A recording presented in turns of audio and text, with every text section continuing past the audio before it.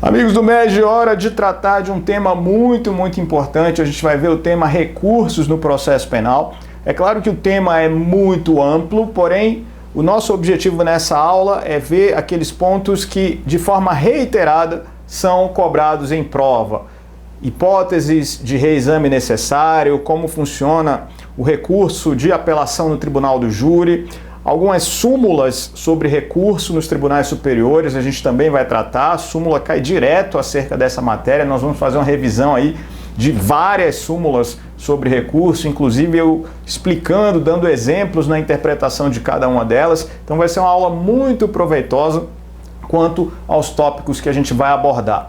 O primeiro deles já é um tópico que pouca gente sabe: hipóteses de reexame necessário no processo penal brasileiro. Quais são essas hipóteses? Você conhece as hipóteses de reexame necessário?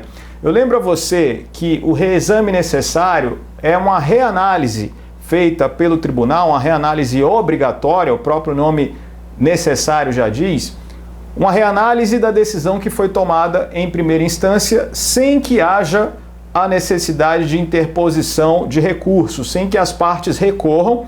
O juiz de ofício irá remeter os autos ao tribunal para que o tribunal reanalise a decisão tomada em primeiro grau. Eu digo o seguinte para você: o reexame necessário não tem natureza jurídica de recurso. O reexame necessário não é recurso. Reexame necessário é condição de eficácia da decisão de primeiro grau. Ou seja, é necessário que haja uma reanálise da decisão para que ela tenha eficácia. Nessa reanálise, tanto a reforma quanto a anulação podem ser proclamadas pelo tribunal. Legal? Então a gente começa aí com a primeira situação de reexame necessário no artigo 574, inciso 1. O 574 do CPP diz: os recursos serão voluntários, excetuando-se os seguintes casos em que deverão ser interpostos de ofício pelo juiz. Esse artigo 574 ele já começa com algumas imprecisões técnicas. Ao mesmo tempo em que diz que os recursos serão voluntários, ou seja, a parte, se quiser recorrer, ela recorre, não é obrigada a recorrer, mas dando a entender que o juiz recorre da sua própria decisão, ou seja, que no reexame necessário o juiz recorre da sua decisão. Veja, na verdade o juiz apenas remete os autos para reanálise. Essa redação aqui é uma redação com imprecisão técnica, dando a impressão de que o juiz está realmente recorrendo. Ele apenas remete os autos para reanálise, tanto é que o juiz não apresenta razões recursais. E não tem sentido o juiz, tendo proferido determinada decisão, conforme a sua convicção, ele apresentar essa decisão para o tribunal de ofício para que eventualmente a decisão seja reformada ou até anulada. É um contrassenso, mas enfim. O juiz então remeterá os autos para reanálise sem apresentação de razões ou contrarrazões, ou seja, o que o juiz pensa já é o que está na decisão. O tribunal então irá fazer essa reanálise. O inciso 1 traz a primeira situação, da sentença que conceder habeas corpus. A sentença que concede habeas corpus no primeiro grau, ela vai ser submetida a reexame necessário. Agora veja que absurdo esse inciso 1 em relação à nova ordem constitucional. O habeas corpus concedido é algo favorável ao indivíduo, ou seja, se é favorável ao indivíduo e foi concedida a ordem, temos então o princípio da presunção de inocência sendo aplicado, habeas corpus concedido. No entanto, o juiz irá remeter os autos para que, de forma obrigatória, uma concessão de habeas corpus seja reanalisada. Ou seja, partindo-se da premissa de que pode ter havido algum equívoco nesta decisão do juiz. Na nossa opinião, isso é uma teratologia. Vinícius, no entanto, caindo em prova, devo marcar isso como correto? Sim, isso não foi declarado inconstitucional, está em vigor, é aplicado na prática e você tem que marcar isso na sua prova. O que acontece? A gente vai ver aqui uma situação hipotética. O delegado de polícia comete uma coação ilegal no curso da investigação. A defesa impetra habeas corpus. O juiz de primeiro grau concede o habeas corpus impetrado pela defesa. O que a lei está dizendo? Necessariamente, o juiz, depois de proferir a decisão, deverá remeter os autos ao tribunal para reavaliação dessa decisão que concedeu habeas corpus. É um completo absurdo, mas é isso que está escrito no artigo 574, inciso 1 do CPP. A linha B, que diz o seguinte, ou melhor, situação B, aqui no 746, desculpem. Situação B, decisão que conceder a reabilitação no artigo 746 do CPP. Então, da decisão que conceder a reabilitação, haverá recurso de ofício. O 746 do CPP dizendo, cabe recurso de ofício contra a decisão que concede reabilitação. Qual que é o problema aqui? A reabilitação, ela consiste numa espécie de restauração da folha da certidão negativa do indivíduo, de modo que ela não contenha mais aquelas anotações referentes ao cumprimento da pena. Então, depois de 2 anos de cumprida a pena, se esse indivíduo demonstrar que está ressocializado, adequadamente inserido na sociedade depois do cumprimento da pena. Vinícius, de que forma ele demonstra isso? Comprovante de cursos, comprovante de trabalho. O máximo que ele puder demonstrar que ele está reinserido num contexto social sem a prática de novos delitos, o juiz então vai analisar e, concedendo a reabilitação, o que pode ocorrer aí depois de 2 anos do cumprimento da pena, o juiz então determina que ele está reabilitado e as suas anotações penais não constarão mais na sua certidão, ou seja, para arrumar emprego fica muito mais fácil depois que o indivíduo consegue a reabilitação. A reabilitação, no entanto, não tem nada a ver com a reincidência. A reincidência está relacionada àquele prazo de 5 anos depois do cumprimento da pena, enquanto a reabilitação tem o fim único de tirar da certidão do indivíduo as anotações criminais relativas ao cumprimento da pena para facilitar a sua reinserção no mercado de trabalho. Ok, um outro ponto que o pessoal tem dificuldade sobre a reabilitação é um pedido que é feito perante o juiz do processo de conhecimento. Tome cuidado, então o juiz de primeiro grau que atuou naquele processo é quem vai avaliar a reabilitação, porque costuma cair em prova a pegadinha de que a reabilitação tem que ser pedida na VEP. Não é na VEP, a reabilitação é pedida no juiz de primeiro grau. Beleza, legal. O problema aqui também é uma teratologia que eu já comentei.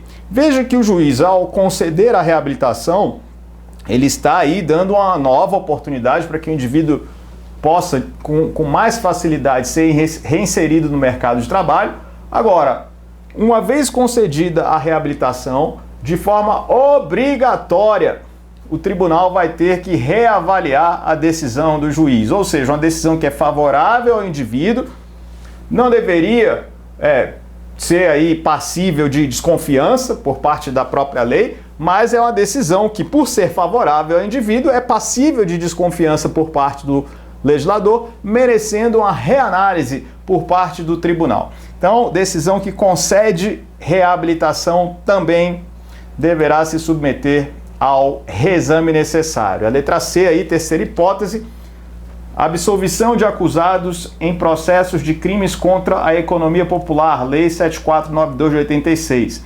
Artigo 7º, os juízes recorrerão de ofício sempre que absolverem os acusados em processo por crime contra a economia popular ou contra a saúde pública, ou quando determinarem o arquivamento dos autos do respectivo inquérito policial. Olha só que coisa! Então, o sujeito absolvido em crime contra a economia popular, isso vai ensejar reexame necessário, arquivamento de inquérito também.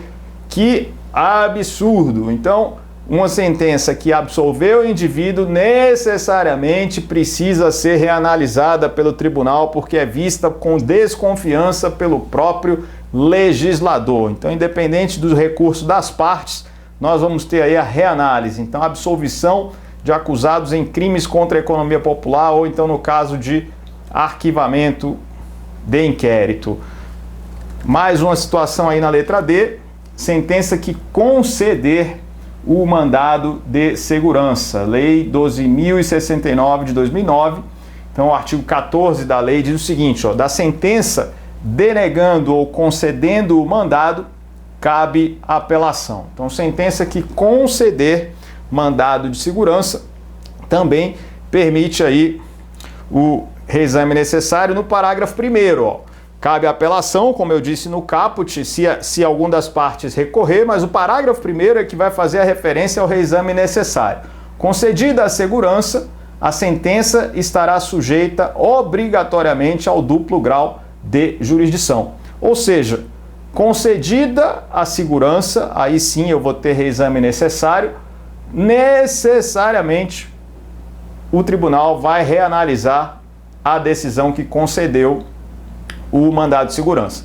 Então, concedida a segurança, reexame necessário, o juiz de ofício já remete os autos para o tribunal para reanálise. Então, a gente viu aí as hipóteses de reexame necessário e agora a gente vai trabalhar com um princípio recursal muito importante, que é o princípio da vedação ou proibição da reformatio impégios. Ou seja, no caso de recurso exclusivo da defesa, não pode haver no tribunal reforma da decisão para piorar a situação do réu. Em linhas gerais, esse é o princípio da vedação a reformatio impégios. O artigo 617 ilustra isso muito bem, dizendo o seguinte, o tribunal, câmara ou turma atenderá nas suas decisões ao disposto nos artigos 383, 386 e 387, no que for aplicável, não podendo, porém, ser agravada a pena quando somente o réu houver apelado da sentença. Então, eu tenho certeza que você já sabe isso. No caso de recurso exclusivo da defesa, não pode haver uma decisão no segundo grau para piora da situação do réu. Isso é tranquilo. A questão aqui é a seguinte, eu coloquei uma pergunta para você, e se no segundo grau a sentença proferida pelo juiz ou aquó for anulada em razão de recurso exclusivo da defesa? Aí a resposta, deve ser aplicado o princípio da vedação a reformatio impégios indireta na segunda decisão, na segunda sentença. Vinícius, como assim? Explico. Ocorre que, eventualmente, a defesa recorre de forma exclusiva, não para reformar a sentença, mas para anulá-la. O tribunal, então, pode proceder à anulação, e você sabe que com a anulação, os autos descem à origem para que o juiz profira nova decisão. A questão é que, quando os autos descem à origem, tendo sido o recurso que ensejou a anulação um recurso exclusivo da defesa, ou seja, só a defesa recorreu, para o Ministério Público já transitou em julgado, na segunda decisão, o juiz não vai poder piorar a situação do réu no primeiro grau. Esse é o ponto quando eu falo da vedação a reformatio impégios indireta, porque na reformatio impégios direta a gente está tratando de reforma, enquanto na vedação a reformatio impégios indireta estamos tratando de anulação, uma segunda decisão a ser proferida pelo mesmo juiz. Ele não vai poder se exceder em relação àquilo, aqueles limites que já foram definidos na primeira decisão, beleza? Muito bem.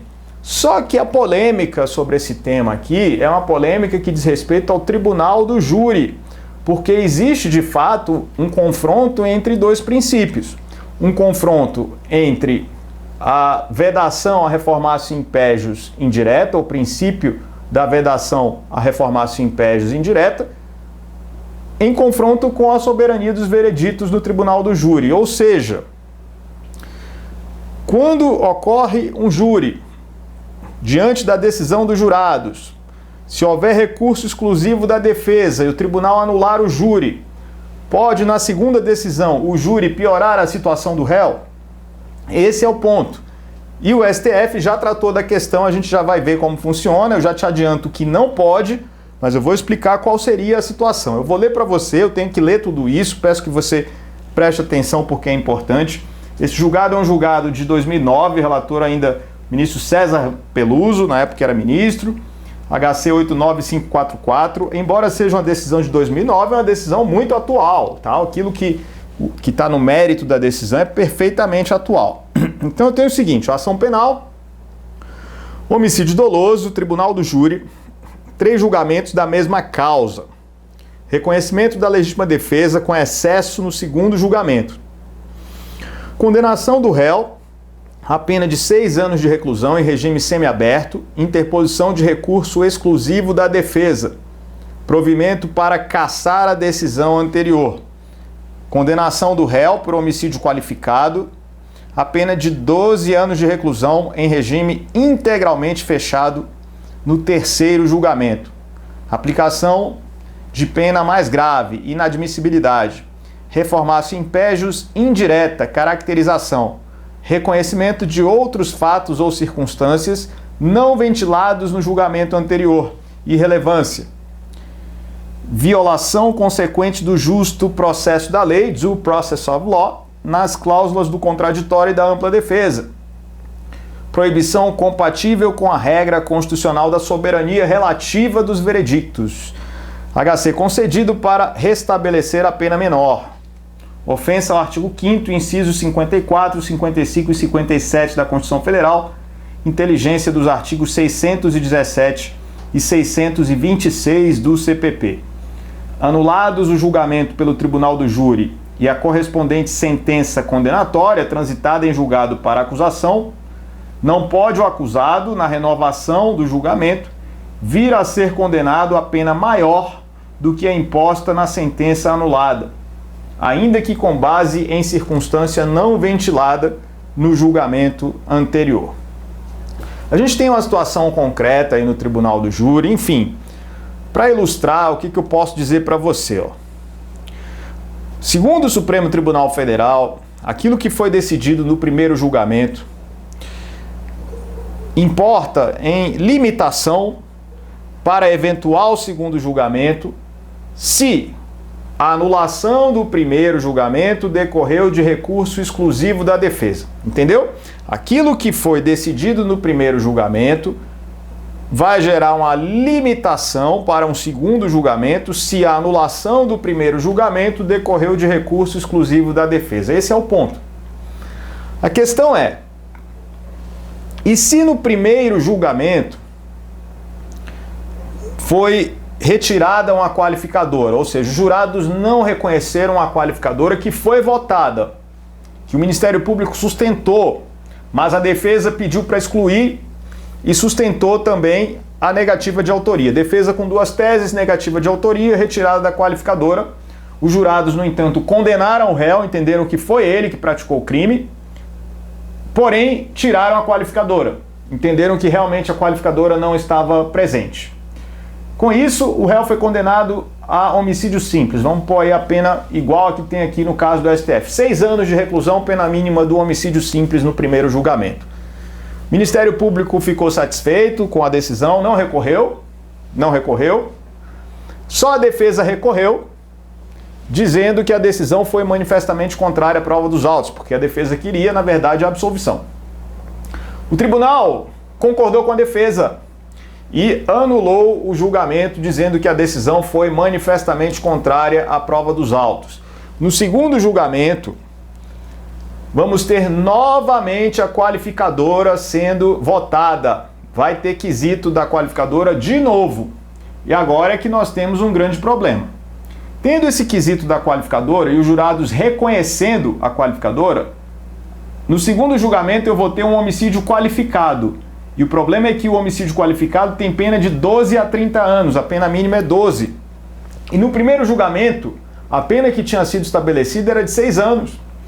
E agora, né, o segundo julgamento foi decorrência de um recurso exclusivo da defesa. Pergunta-se, nesse segundo julgamento, Vai ser votada a qualificadora? A resposta é positiva. Quanto à votação, não existe muita discussão. Realmente, se na pronúncia consta qualificadora, os jurados vão ter que apreciar nesse segundo julgamento. Até aí, beleza. O ponto é, uma vez reconhecida a qualificadora pelos jurados no segundo julgamento, pode o juiz presidente exceder a pena de 6 anos que foi estabelecida no primeiro julgamento? Aí que o STF diz que não. Por mais que agora o homicídio seja qualificado com pena de 12 a 30, o juiz não vai poder exceder aquilo que já foi limitado pelo primeiro julgamento. Esse é o problema da discussão. Isso viola a soberania dos vereditos? Veja, existe um confronto aí, a gente acaba tendo que mitigar o princípio da soberania dos vereditos, no sentido de que eu não vou aplicar a pena de 12 a 30. Agora, de qualquer maneira, a soberania foi mantida, sob certo aspecto, porque a qualificadora foi votada. O júri teve a oportunidade de dizer que aquela qualificadora existiu. Agora, o júri não vota a pena. O júri não vota a pena de 12 a 30, ele vota se teve ou não a qualificadora. Foi dada a oportunidade? Foi. A pena vai ser de 12 a 30? Não, porque no primeiro julgamento foi 6 a 20 e cabe ao juiz presidente observar essa limitação. Entenderam? Esse é o ponto aqui, quando se confronta o princípio da vedação reformatio impégios indireta com a soberania dos vereditos, que é aí um postulado do tribunal do júri. Beleza, pontos importantes a gente está vendo aqui. Eu vou passar aqui por um tópico que eu julgo importante, você saber aí os recursos contra as decisões da primeira fase do procedimento do júri. Eu sei que esse tópico aí é um tópico que a maioria domina, mas não custa relembrar. Então, os recursos contra a decisão da primeira fase do júri, né? Temos aí, contra a pronúncia, cabe recurso em sentido estrito, contra a impronúncia, cabe apelação, contra a absolvição sumária, cabe apelação também, contra a decisão de desclassificação, cabe rese. E aí, para uma melhor memorização, o que a gente faz? Vogal com vogal, consoante com consoante. Quando a gente fala de pronúncia e desclassificação, rese, consoante, rese, letra R. Quando a gente fala de absolvição sumária em pronúncia, apelação, letra A, vogal com vogal, consoante com consoante. Beleza? Legal, bacana. O que a gente vai ver agora? Ó? Apelação no tribunal do júri. Esse é um tema também que cai demais, que a gente precisa conhecer.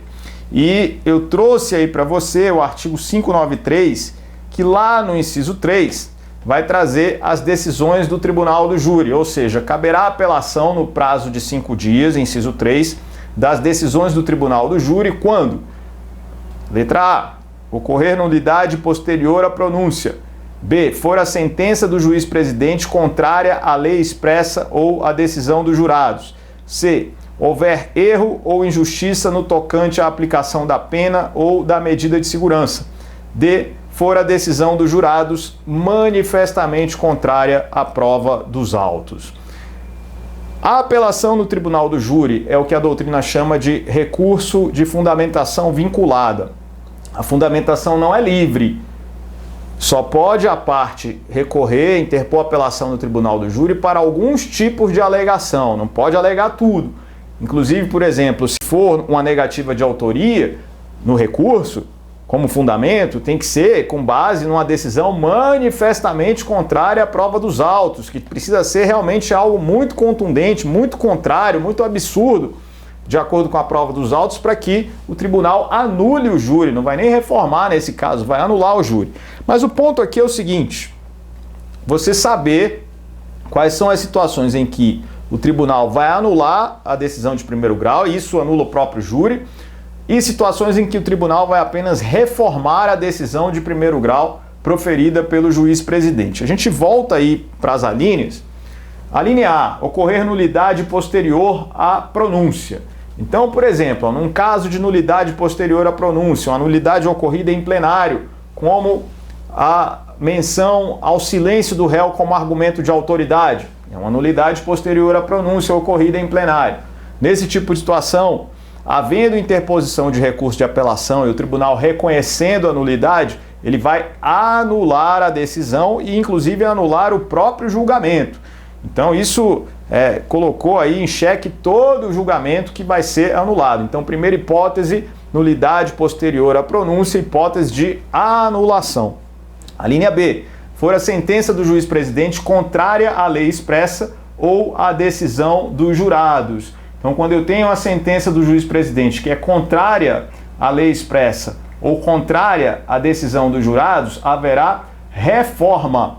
Cuidado, o juiz-presidente decidindo em contrariedade àquilo que os jurados decidiram, ou seja, o juiz colocando na sentença ali uma qualificadora que os jurados não reconheceram, ou então não colocando na sentença uma qualificadora que os jurados reconheceram, enfim, havendo essa discrepância entre aquilo que é decidido pelos jurados e o que está no corpo da sentença, o tribunal irá proceder à reforma da decisão, fará a readequação da decisão àquilo que decidido pelos jurados, beleza? Então, ó, sentença do juiz-presidente contrária à lei expressa ou à decisão dos jurados, hipótese de reforma. Se houver erro ou injustiça no tocante à aplicação da pena ou da medida de segurança. Então, erro ou injustiça no tocante à aplicação da pena ou da medida de segurança, isso é situação de reforma. Então, erro na pena, pena injusta, ou então medida de segurança mal aplicada, se era um caso de internação, o juiz aplicou tratamento ambulatorial, enfim, ou então o prazo da medida de segurança aplicado na sentença, o prazo mínimo no caso, é um prazo que foi considerado inadequado por qualquer das partes, desproporcional, cabe ao tribunal reformar essa decisão. E a linha D, for a decisão dos jurados manifestamente contrária à prova dos autos. Havendo essa manifesta contrariedade da decisão dos jurados em relação à prova que consta nos autos, isso é hipótese de anulação, um novo júri será realizado. Sendo que essa linha D, ela tem aqui uma peculiaridade que é o seguinte, ó.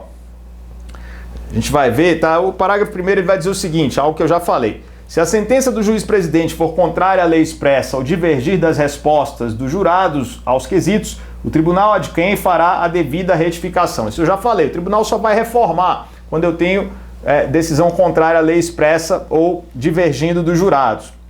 Agora, parágrafo 2º, ó, interposta a apelação com fundamento no inciso 3, a linha C deste artigo, o tribunal adquém, se lhe der provimento, retificará a aplicação da pena ou da medida de segurança.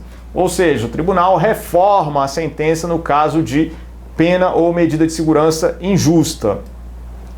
E aí eu tenho a situação onde eu queria chegar, ó. Se a apelação se infundar no número 3, a linha D deste artigo, e o tribunal adquém se convencer de que a decisão dos jurados é manifestamente contrária à prova dos autos, dar-lhe-á provimento para sujeitar o réu a novo julgamento. Não se admite, porém, pelo mesmo motivo, segunda apelação. Esse parágrafo 3º aí que é muito importante, porque quando eu tenho decisão manifestamente contrária à prova dos autos no júri, só pode haver anulação por esse motivo uma única vez. Então, ó, primeiro julgamento, decisão manifestamente contrária à prova dos autos, defesa recorreu, o tribunal anulou, concordou que realmente a decisão foi manifestamente contrária à prova dos autos. Agora vai ter um segundo julgamento. No segundo julgamento o resultado é o mesmo. Pode a defesa recorrer de novo com esse fundamento? Resposta: não. Esse fundamento só uma vez. Inclusive nem a outra parte pode recorrer de novo com esse fundamento. No segundo julgamento a decisão agora é definitiva. Então, nem a outra parte vai poder recorrer com esse fundamento da decisão manifestamente contrária à prova dos autos, beleza? Então, eu tenho aí no parágrafo 3º hipótese, então, de situação de anulação, sendo que só uma vez eu posso ter aí a interposição de recurso por esse motivo. Não pode haver uma segunda interposição, ou melhor, a interposição até pode ocorrer, mas esse recurso não vai ser conhecido. Ele não vai ser conhecido, porque ele está usando pela segunda vez um fundamento que a lei veda. Esse é que é o problema. A interposição pode haver, só que não vai ser conhecido. Então, principais súmulas sobre recursos no processo penal. Aí sim, o custo-benefício desse tempo aí relativo às súmulas é muito, muito legal. Por quê? Porque súmula sempre cai. E a gente vai ver aqui as súmulas que de forma reiterada são cobradas em matéria recursal. Já começo com a súmula 160 do STF.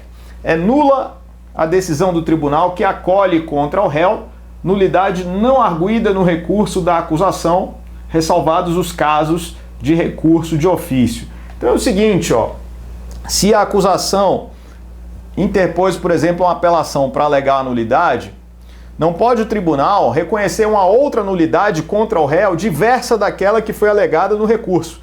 Então, ó, o tribunal não reconhece a nulidade que está no recurso, porém, de ofício reconhece outra contra o réu num recurso que foi só da acusação, não tem cabimento. Então, veja, ou seja, que foi só da acusação no sentido de tratar de só um tipo de nulidade. Então, não cabe piorar a situação do réu quando a acusação recorre alegando determinado tipo de nulidade e o tribunal verifica que existe outra nulidade, mas ele não vai poder declarar essa nulidade. Então a súmula 160 do STF, súmula 448 do STF, o assistente do Ministério Público pode recorrer, inclusive extraordinariamente, na ação penal, nos casos dos artigos 584, parágrafo 1º e 598 do Código de Processo Penal. Então esse é um ponto também importante, ó. Pode o assistente de acusação interpor recurso especial ou recurso extraordinário, se insurgindo contra acórdão que julgou recurso sentido estrito ou apelação? A resposta é positiva. Em outras palavras, pode o assistente de acusação se insurgir contra acórdão em sede de apelação ou recurso em sentido estrito, interpondo RESP ou recurso extraordinário? Pode. Súmula 448. E por que existe essa súmula?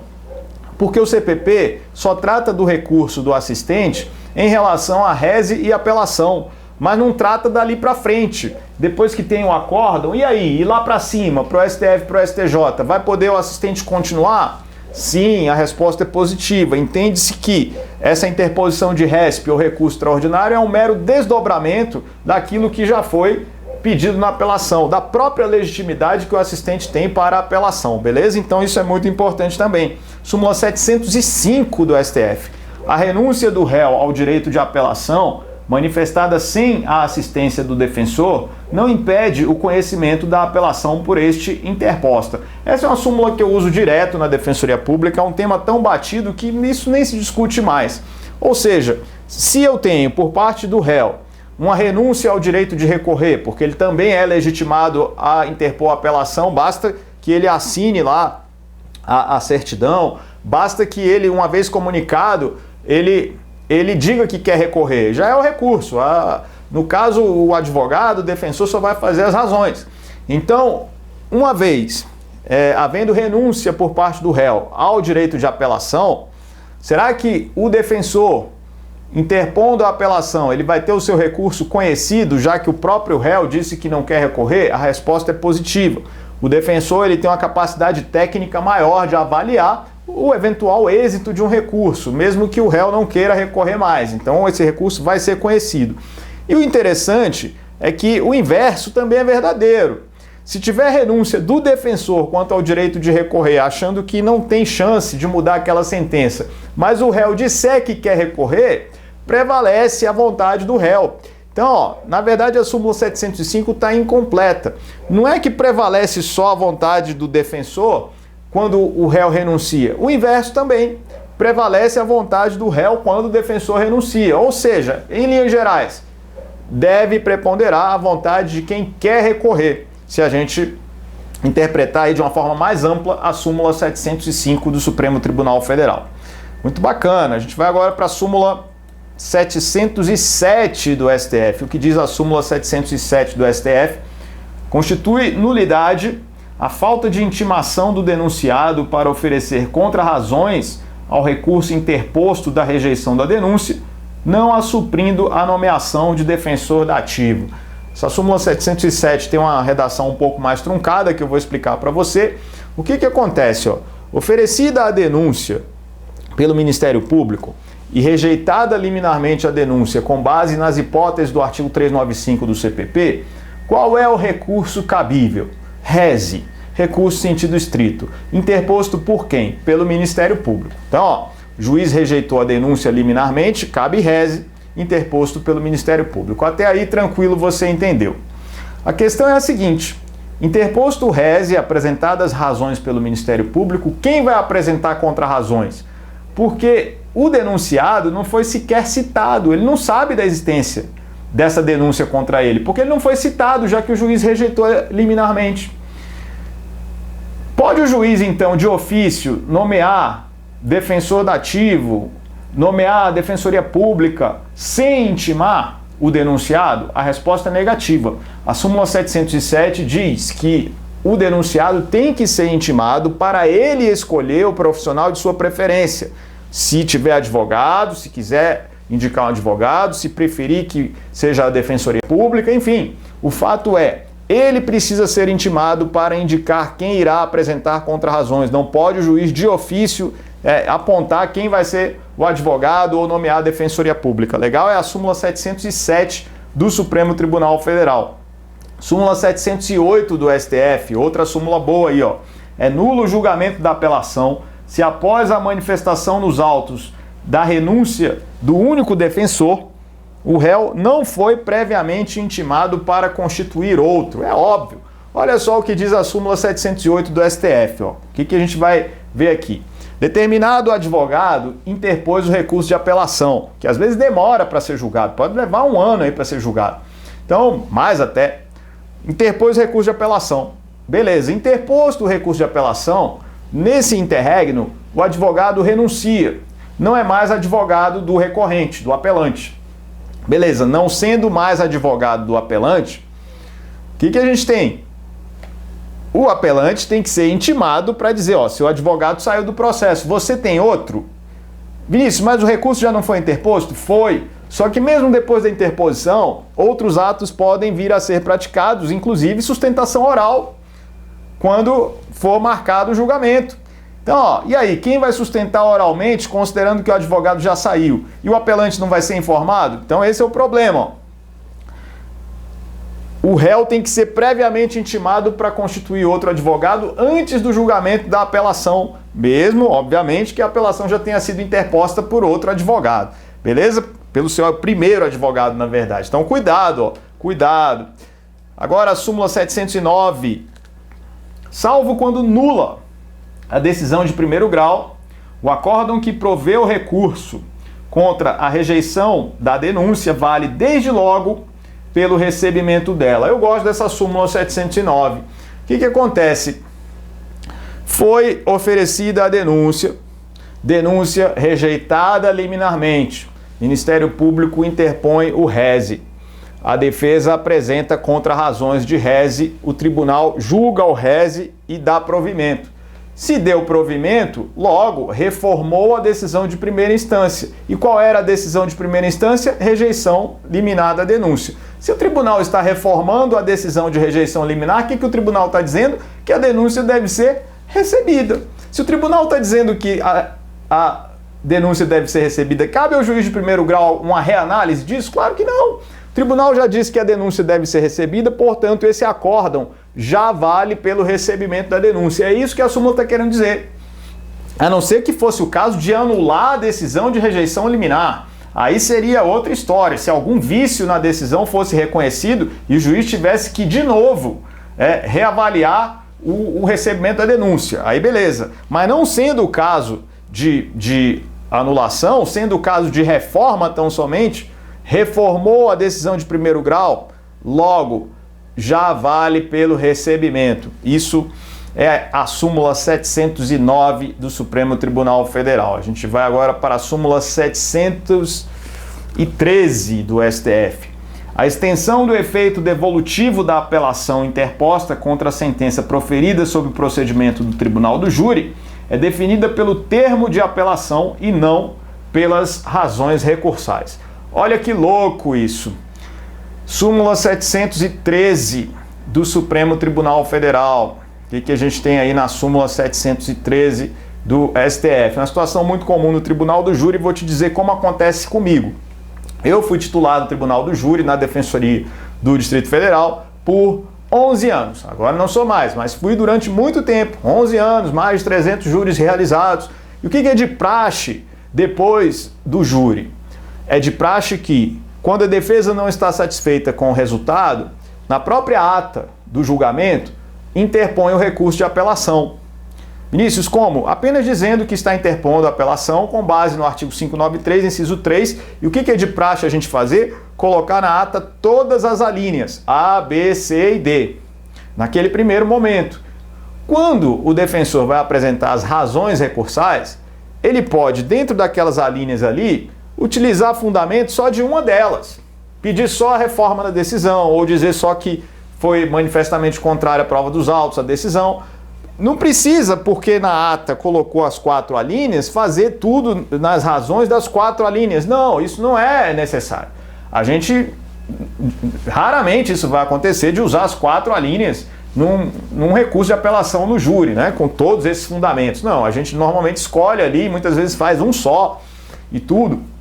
O que acontece?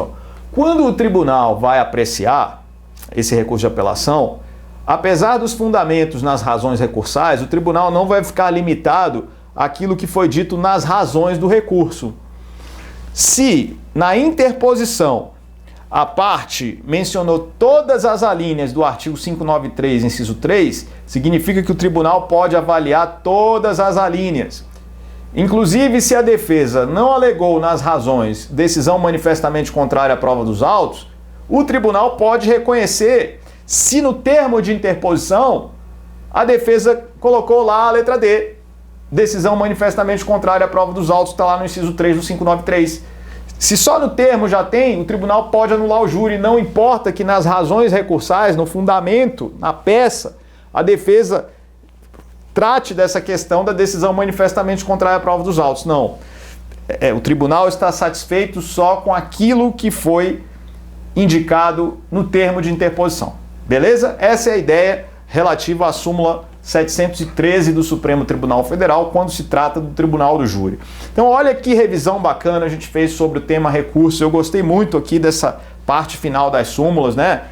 A gente sempre relembra muita coisa importante aí da prática mesmo, do dia a dia, do trabalho. E eu espero que tenha realmente te ajudado essa aula, você lembrar de muita coisa, reforçar a coisa que você já sabia, né? Às vezes a gente já sabe de uma coisa, mas uma outra pessoa vai lá, fala uma coisa ou outra ali que a gente, posso usar essa expressão aí, posso usar esse argumento e tal. Isso também é importante nas nossas aulas. A equipe MEG sempre com você, desejo muito sucesso na sua prova. Um grande abraço.